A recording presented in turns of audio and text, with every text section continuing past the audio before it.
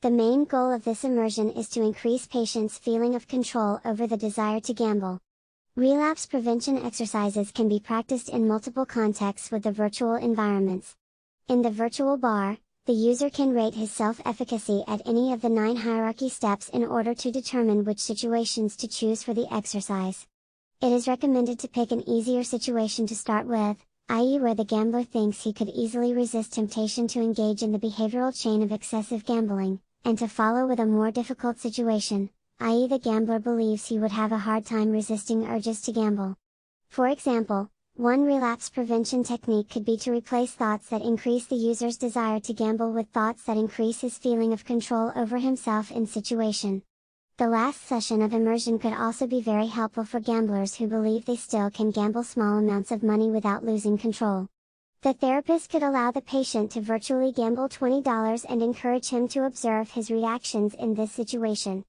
An important arousal or an overwhelming urge to gamble more money could be good indicators for the patient that he can't allow himself to gamble even small amounts without relapsing.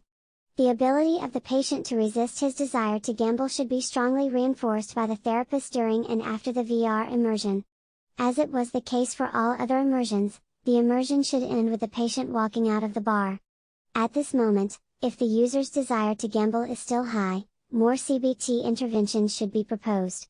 In this context, the virtual environment could also be considered as an assessment tool to verify gamblers' readiness to end the treatment. The patient and the therapist can use the last immersion to identify the most appropriate behavioral techniques in different contexts and discuss the gambler's preferred exercises. The advantage of VR is to offer a naturalistic environment to test the skills acquired during the treatment, without actually having to leave the office and go in a place where it is possible to play at games of chance. A few potential difficulties have been identified from experience with pathological gamblers or in virtual exposure for other disorders. The next section describes these problems and proposes clinical strategies to facilitate the intervention.